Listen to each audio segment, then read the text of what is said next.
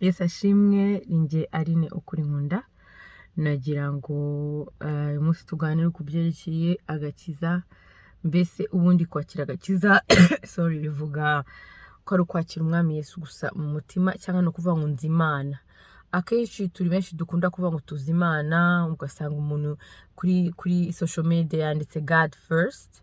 Ugasanga it doesn't matter ibyo ukora, uko usa, uko wambaye, whatever, ibintu byose ugashyira God first. Amen. Ndetse niyo ugiye kubona ushobora no gusanga n'umuyisilamu n'umuki avuga ati Imana iriho. Sose kuvuga ngo rero ntabwo buriya Imana dukorera ari imwe, cyangwa ngo uko tuyikorera ariko dufitanye relationship, mbese ubusabane n'Imana kimwe. Ijambo ry'Imana tubwira ngo uwizeye Imana mu kuri watuye Yesu Kristo ko ari umukiza n'umwami mu mutima w'akabyizera ndetse akabyatura no mu kanwa, ngo uwo nguwo aba akijijwe, aba avutse bundi bushya. Nagira ngo mbaze none se bigarukira aho ngaho? Ntabwo bigarukira aho ngaho. Kuko ijambo ry'Imana ratubwira none nyereka kwizera kutagira ibikorwa. Iyo umuntu yakijijwe by'ukuri akakira Imana Yesu Kristo nk'umukiza, icyambere nshatse kuvuga nuko hari igihe abantu bavuga ngo nemera Imana ariko Imana bemera atari iyo ngiyo y'abakristo. Imana y'abakristo uyigeraho uciye kuri Yesu Kristo. Ariko wowe Imana yawe nimba atari y'Imana uca uvuye kuri Yesu Kristo, nagira ngo umenyeshe yuko Imana mvuga n'Imana usenga ntabwo ari imwe. Tugomba kumenya igitandukaniro. Abantu bose ngo twese ngo tuva ku Mana imwe, twese twaremwe n'Imana imwe, ariko twese ntabwo turabana b'Imana. Ijambo ry'Imana ratubwira ngo umuntu watuye yuko Yesu Kristo ari umukiza ndetse ari umwami mu kubyatura no mu kanwa, akanamwakira mu mutima we, akamwizera, uwo abavutse bundi bushya. Bisobanura ko ntabwo bavutse ku bw'amaraso n'umubiri, ahubwo bavutse ku bwa mwuka wera. Icyo gihe bivuga ngo tuba tuvutse bundi bushya mu mwuka, tuba duhawe uburenganzira bwo kwitwa abana b'Imana.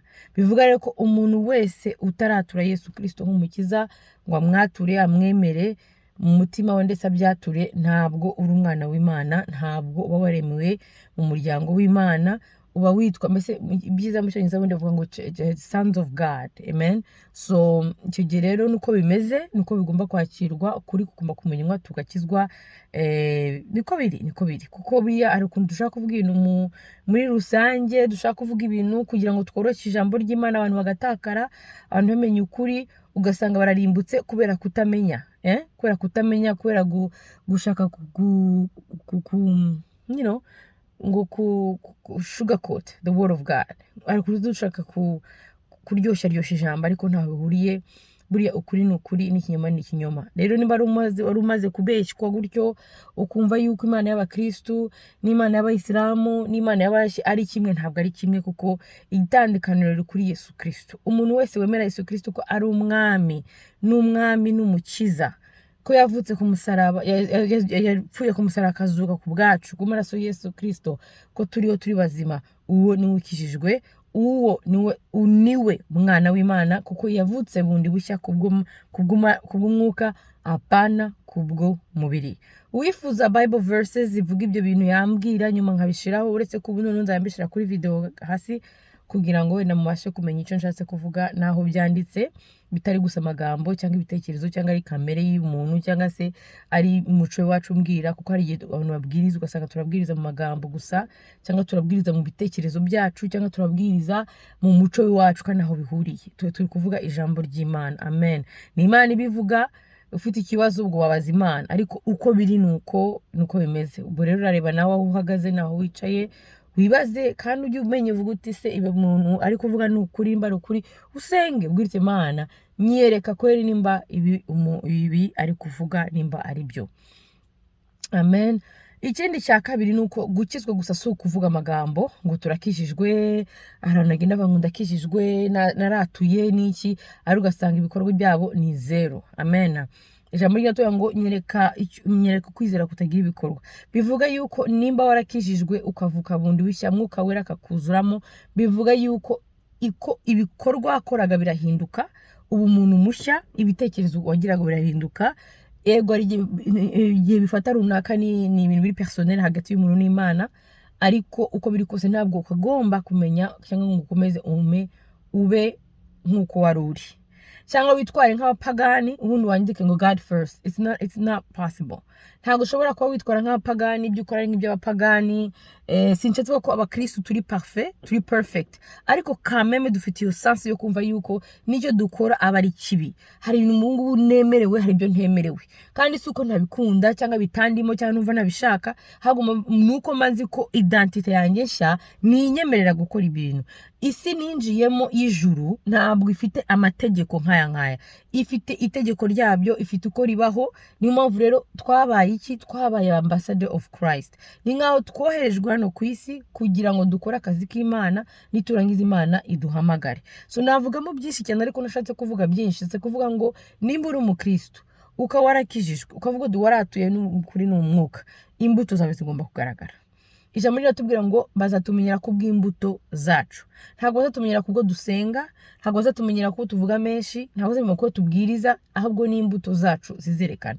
Eske bwe ko tuzaturi perfect oya, ariko buriya hari ikigaragara. Wabishaka utabishakaga, umuntu wakijijwe biragaragara. Yego ubuzima buragukubita, hari abajya mu bigeragezo bimwe bikabatsinda, ariko arahaguruka. Ntabwo ari umuntu uvuga ngo aragiye mu kigeragezo apfireyo, agumeyo, akomeza mu mupagani, tware nk'abapagani. No, ibyo ntabwo bishoboka. Uri umukristo w'ukuri, kuko dufite mwuka wera, araza akakugarura, akakuvugisha, he convicts our heart. Amen. Ntabwo akondana umutima wawe, ahubwo araguconvictinga. Conviction rero ni ikintu kivuga ngo araza agahita kumvisha ko ibintu urimo ntabwo ari byo kandi ukora atari byo. Rero aba bantu mwebwe bakristu, yego turabyemeye ko hari abakristu ba fake. Akenshi abantu bino minsi cyane urumva ko abantu bose baba bavuga ngo n'ubundi abakristu bari fake, abapasiteri bari fake. It's true. Abakristu ba fake bagomba kubaho, abapasiteri ba fake bagomba kubaho, abahanuzi ba fake bagomba kubaho. Nk'uko mu isi yose hari ababosi beza, hakaba ababosi babi, hari abaganga bazima, hakaba abaganga baba fake. So ikintu cyose kigira ikiza n'ikibi cyacyo, ariko nivuga ko hatari abakristo b'ukuri. Abakristo b'ukuri barahari. Hari video numvishe y'umugabo witwa Jefferson uzwi cyane pe, abantu mu bitekerezo byiwe niki, bamubaza kubyerekeye kubeshya, kuko yavuze ati uretse ko I don't believe you kwakijijwe, gusa afite ibintu byinshi azi bya mindset, right? Baramubaza ati se kubeshya bigenda gute? Ati ngende umuntu wese arabeshya. Sibyo, ntago nabyemera ko umuntu wese abeshya. Ntabwo ari umukristo wese ubeshya. Nta mukristo wese doke tujye tureka gufata ikintu kuko ugikora, kuko ukavuga ngo uri umuntu kumva ko bose bagikora. Hari abakristo rwose bareka ibintu ngeso, ugasanga yari umuntu wabeshyaga, ariko kubera mwuka wera yaje akamuhindura kamera, akamuhindura ibitekerezo, yajya no kubeshya, ugasanga mwuka wese tumwe ati ntabwo ukiri uyu nguyu, bigapfa. Wenda ushobora kuba atakibeshya, wenda afite kurakara se. Nshatse kuvuga ngo nimba ukora ikintu ntukumve ko bose bagikora, cyangwa uha impamvu y'uko ugikora kuko uri umuntu. Niyo mpamvu nyine Yesu Kristo yaje kugira ngo atuhe mwuka wera ze aganze buno bumuntu bwacu. Rero nta kintu wambwira ko imbaraga z'Imana zidakora, cyangwa imbaraga z'umwuka wera zidakora, cyangwa Yesu adakora. Arakora. Wamumenye by'ukuri no mu mwuka arakora, araguhindura. Ariko umuntu utazi Yesu Kristo ni umuntu nyine wapfuye mu mwuka wera. Ntabwo nta n'ibintu by'Imana yakumva, ni no guta igihe byo guharirana nawe. Umva avuze ati ndi umuntu, uri umuntu nyine, niko biri. Ariko twebwe tuba twaravutse bundi bushya, haba dufite mwuka wera, ntabwo tuba tukiri abanyamubiri, turi abanyamwuka. Vuga ngo rero mwuka wera ubundi yakagombye kuganza ubugingo bwacu, kuganza ingenzo zacu, kuganza ibikorwa byose dukora. Rero tugomba kumenya yuko gukizwa si umutima gusa, gukizwa si amagambo, gukizwa harimo n'ibikorwa. Tugomba kumenya ko ibikorwa byacu, ibyo dukora byose bigomba kuza byubaha Imana. Iyo mvuga ibikorwa, uko tuvuga, uko twitwara, uko tunambara, hari ukuntu dushobora kwambara bikaba very provocative, ariko simvuga ngo kuko ufite umubiri. Hari igihe abakobwa baba ari curvy, bafite kuntu bateye, ugasanga umukobwa arabizize kuko bumva yuko abakobwa basa gutya, basa ukuntu, basa gute gutya, badagomba kubwiriza. No, barabwiriza, ariko yambaye neza, yikwije, nta kibazo. Amen. Gusa icyo nshatse kuvuga nuko Imana iza mu ngingo zacu zose. Mu byo dukora byose tugomba kubikora tuyubahisha. Rero ntabwo ushaka kuba umukristo, tuvuge uri kuri social media, wirirwa wambaye ubusa, wirirwa ukora ama video wambaye busa cyangwa se werekana amabuno, iyo mvuze wambaye soutien, wambaye bikini, n'ibiki uri kwarima abantu, niyo goal yawe ufite ni ukugira ngo ushyushye abantu, abagabo n'iki, ntabwo byari ubukristo. Ntabwo warangiza ukandika ngo God first. No, God is not first. Icyo gihe ntabwo Imana ari first in your life, ahubwo ni wowe kigirwamana, aho gukoresha izina ry'Imana kugira ngo wumve yuko ufite amahoro. Ariko kuba Imana cyangwa sanga abagabo, abasore benshi muravuga ngo muragukorera Imana, ariko ubuzima ubamo ntabwo bwubaha Imana. Donc nshatse kuvuga iki? Nshatse kuvuga ko ubuzima bwacu bugomba kugendana n'icyo twemera. You understand? So ntabwo ushaka kumbwira ngo nemera Imana mu mutima wanjye n'umutima wanjye wose, nkatura kandi nkashira Imana imbere, ariko ugasanga ibikorwa nkora ntabwo byubahisha Imana. Icyo gihe ntabwo uba wemera Imana, ububeshya. Ntabwo uba wemera Imana, ububeshya rwose. Kandi icyo baje ntabwo ubeshya nde, ni wowe uba wibeshya. Kuko igihe impanda izavuga uzasanga warataye igihe. Rero nagira ngo tumenye ko kwakira Yesu Kristo si amagambo gusa, si ukwizera gusa mu mutima no mu kanwa cyangwa no mu hehe ushatse, ariko bizana n'ibikorwa. Ibikorwa bigomba kugendana n'icyo wizera. Uwizeye Imana Yesu Kristo mu mutima wiwe, uzabona ibikorwa bye, ibyo akora. Ntibivuga ko tutageragezwa cyane rwose, kuko uyu mubiri uzatugerageza paka dupfuye, ariko ko dufite mwuka wera turifata, dufite mwuka yatoye ikintu yitwa ngo l'esprit de self control, tukamenya kwikontrola. Rega si kuvuga ko natwe bitatubaho ngo twumve ngo dushaka ibi n'ibi, kuko turi mu isi. So isi zahora idutemptinga, isi zahora ituzanaho ibigeragezo by'umubiri, ibigeragezo by'isi, ibigeragezo by'ibi, ariko kuko dufite mwuka wera kandi twemeye Imana mu kuri no mu mwuka, tukavuga tuti instead yo kugira ngo nubahishe Imana, reka ndeke kino kintu kugira ngo Imana nyishyire imbere. Uwo ni umuntu wakwandika ngo I put God first. Ariko wowe wirirwa no uriyizi ariko barahari, izi kategori zihari. Ijambo nyine baratubwira ngo mu rusengero habamo ihene, hakabamo n'intama. Ihene nyine ni izo ngizo zibeshya zikicara mu rusengero, ariko ari ihene, hakabamo n'intama. Intama ni abo ngabo ba Yesu Kristo. Ngo rero ugomba kumenya wowe urinde, uri ihene cyangwa uri intama. Umenye gusa ko Yesu atazababuza kuza mu rusengero, ndetse na Satani azabuza kuza mu rusengero, kuko naho arahicayeho. Nta nubwo azabuza kwandika God first, azabareka mukomeze mukore ibikoza soni, dukore ibintu dushaka, dukore ibintu byo mu mubiri, ariko bidafite mwuka wera. Urumva rero kugira ngo uzarinde ubugingo bwawe, ni uko utangira kwisuzuma ukavuga uti ubundi kwere uyu Yesu Kristo nakiriye ni ukuri cyangwa ni ukubeshya. Kuko nta Yesu Kristo wo hagati, either uramufite either ntamufite. Uramufite cyangwa ntamufite.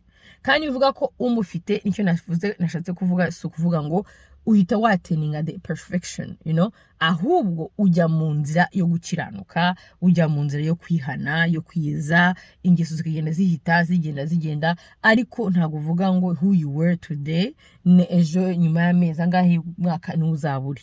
No, cyangwa uvuga uti I believe in God, ugasanga hari bikoza soni umuntu ari gukora ariko agashima Imana.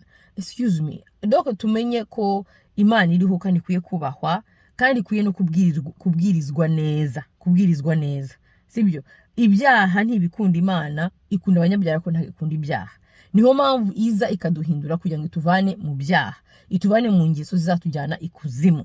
Ibintu ni very clear. Nimba uri umukristo w'akazuyazi, Yesu azakuvuma ujye akazakuruka ngo ujye ikuzimu. Ntabwo Yesu azareba ubwo bwiza bwawe, ntabwo Yesu azareba uko duteye, uko dusa, uko tuvugwa, success dufite ku isi. Ntabwo ibyo Yesu azabireba na gato, nta nicyo bimubwiye, kuko ntiyaje kuduha isi, yaje kuduha we. Yaje ahubwo kutwangisha inosi. The Bible is very clear. Uvuga ngo ukunda isi nta rukundo rwa Data rumurimo. Ntabwo rero ijambo ry'Imana ryavuga gutyo warangiza ukambwira ngo Imana donc iri focus ku bintu by'isi. Iyi focus ku bantu bakizwa, iri kuko inaha ni temporary. Ntabwo tuzaguma inaha, tuzapfa tugende. Uwo uri kunyumva ufite appointment n'urupfu, uko usa kose n'ushake uba uri so whatever, kuko tugeze mu isi usanga we judge things by the physical. Utureba ibintu bitewe n'ukuntu umuntu ameze, ateye, amafaranga. Ibyo byose bizashira, kuko nta na kimwe cyawe dayeri, byose warabihawe. Bamwe babihawe n'Imana, abandi babihawe na Satani. urumva. Rero nshatse kuvuga iki, nshatse ngo ikiri ngombwa ni roho yawe, ikiri ngombwa ni your relationship with Imana. Ukavuga uti se iyo uko mvuga ngo cyane cyane kwa kundi dukunda kuvuga ngo nemera Imana, I believe in God. Ushaka kuba wemera Imana ariko Imana itari kumwe nawe, utabana n'Imana. Ingeso zawe, ibyo ukora, ubuzima bwawe nta buhuriye n'umuntu wakiriye Yesu Kristo nk'umutima we ngo amwizere. Ubuzima bwawe nta butaniye n'igipagani. Icyo gusa utaniyeho nuko wowe uvuga gusa mu kanwa uti nemera Imana. Kuvuga ko wemera Imana rero kubivuga ukanabyandika ntibyemeza kweri ko uri umwana w'Imana cyangwa ko wakijijwe by'ukuri no mu mwuka. Dukunda kwibagirwa ko buriya ntabwo Imana ivuga ngo ikeneye abayihimbaza mu kuri no mu mwuka.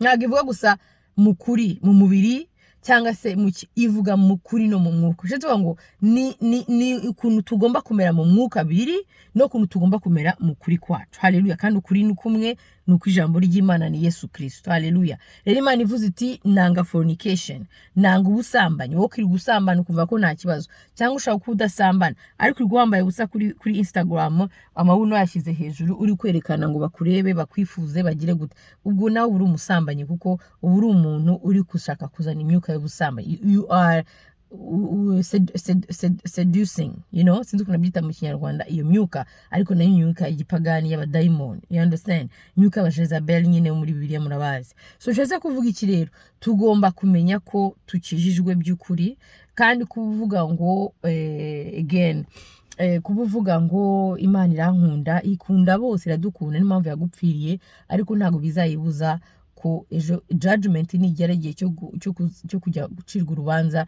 utazacirwa urubanza aho ukwiriye kujya. Gusa umenye yuko nta bakobanyi, nta basambanyi, nta babeshyi, nta bantu bagirira hari ry'umubiri bazajya mu ijuru. Nta bahari rwose, nta bahari. Nabakiriye Yesu Kristo mu mukiza n'umwami mu mutima, kandi bagakora ibikorwa byubahisha Imana. Bazatumenyera ku mbuto. Rero twimenye ko izo mbuto zacu nizo zizerekana kweri umwami twemeye, nimba ari umwami w'ijuru cyangwa ari umwami w'isi. Rero benshi bavuga ngo Imana ishimwe, hari abafite Imana nka dayimoni, hakaba abafite Imana yo mu ijuru. Imana ya dayimoni y'Imana nyine ibareka bagakora ibyo bashaka, bakumva ko nta kibazo. Iyo ntabwo ari Imana yo mu ijuru, ni Imana wowe wishyiriyeho ubwawe. Ni ikigirwa mwana ufite nge nyitwa Imana Satani. Ko Satani buriya nawe afite gutanga ibintu, afite kukwemeza ibintu, akagufungura imiryango ukagira ngo ni Imana, ariko si Imana. Umuryango Satani yafunguye rero ni umuryango wese utakujyana aho Imana igushaka. Rero twisuzume kandi tube maso, kandi n'ukuri dushashoze, tuvuge tuti se turakijijwe by'ukuri, tuvuga tuti ukwizera kwanjye guhwanye n'ibikorwa nkora. Amen. Kandi tubwige gusoma Bibiliya kugira tumenye icyo Imana ikunda n'ikidakunda. Imana ibahe umugisha. God bless you. Yari ukuri nkunda. Ufite ikibazo mbaze anyandikire, ndahari. Be blessed. Bye bye.